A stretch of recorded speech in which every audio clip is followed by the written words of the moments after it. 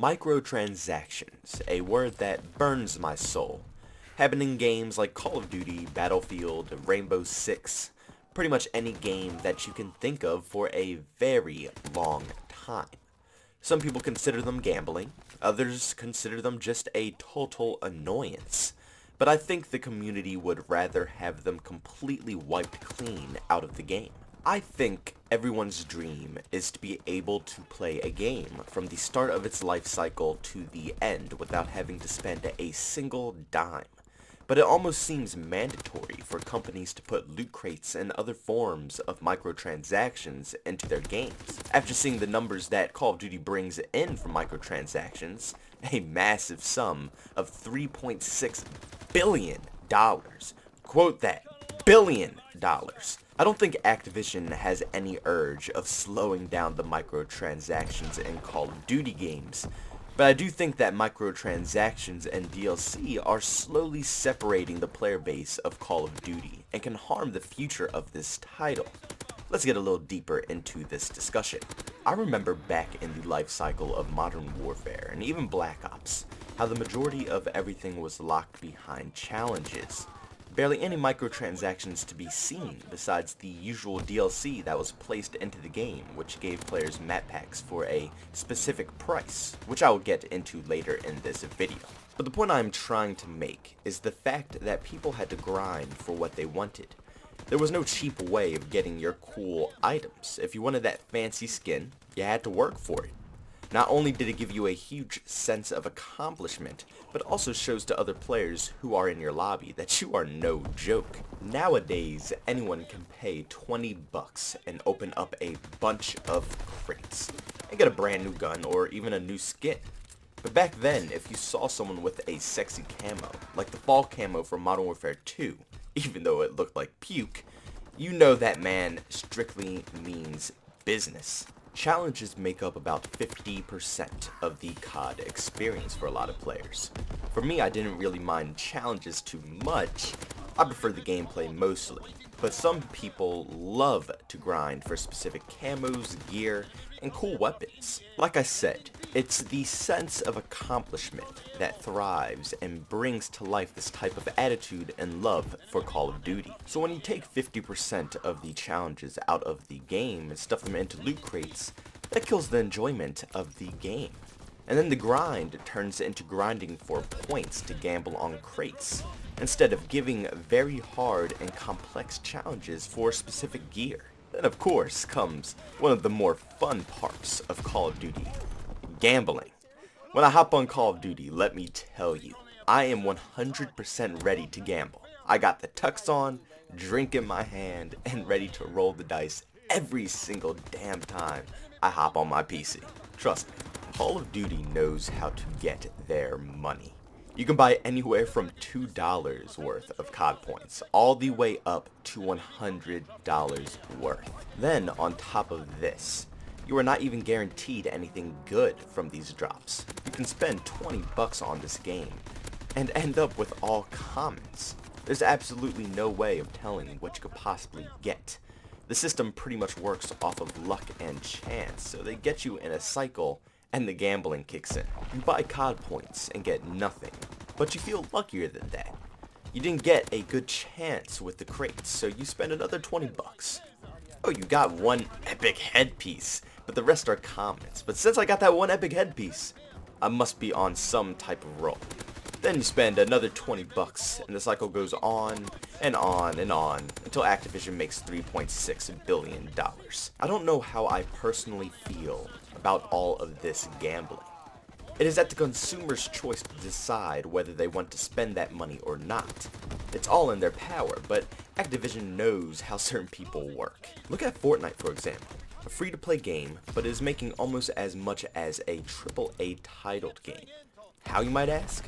Microtransactions.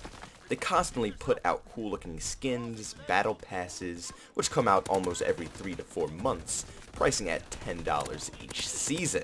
Then on top of that, they put in crazy dances to top it all off. Of course, all of this you must pay for, which might defend this fact and say, well, Fortnite is a free-to-play game. Well, according to this article, it says in April 2018, Fortnite made $300 million just off of microtransactions. You can do the math for that. At this point, we would have to just stop purchasing these products that they sell on their games. They make way too much money to stop, and the only way they would possibly stop with the loot crates and COD is if nobody buys the crates.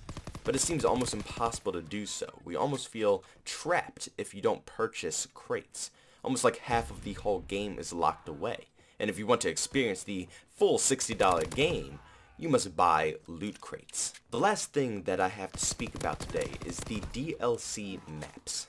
Over the years of playing Call of Duty, DLC maps have always ruined the complete experience for Call of Duty fans, pretty much separating the whole player base.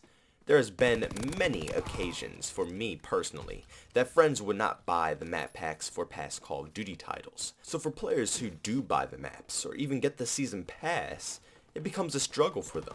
Do I play with my friends or run solo and play the new maps? It doesn't only separate you from just your friends, but the whole Call of Duty community altogether. Not every person in the world who plays Call of Duty owns the map packs.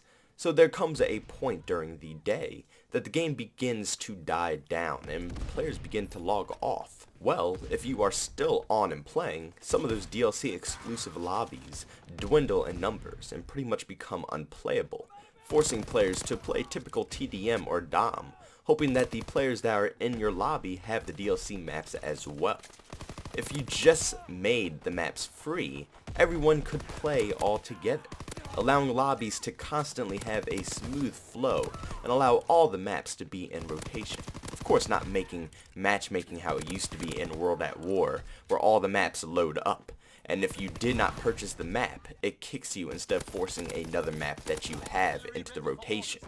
I just don't understand how Battlefield can go ahead and take their season pass out of their game, making it so all DLC is free, and Call of Duty cannot? I don't understand this logic. I feel like Activision should really consider for their next Call of Duty game completely taking out the season pass and opening up maps to everyone. It would allow the community to connect better than we are now. To sum this all up, microtransactions and DLC have ruined a lot of games, forcing people to spend so much unnecessary money on crates, and splitting the community by forcing players to purchase maps.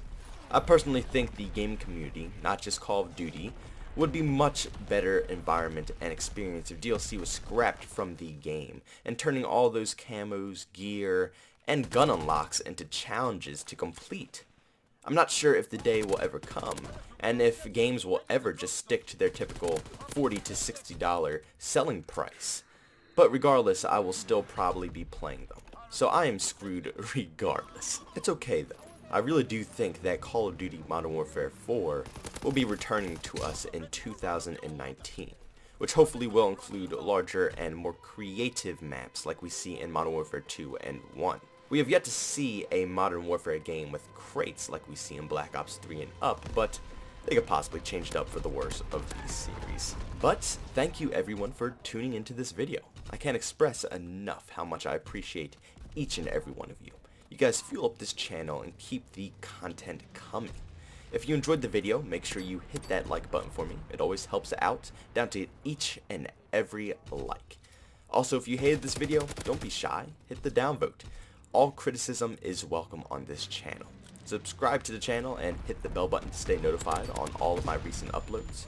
And if you just want to chat, you can find me on Twitter as well, @JBoneTheMan. Thank you everyone for tuning in, and I will see you all in the next one. Peace out.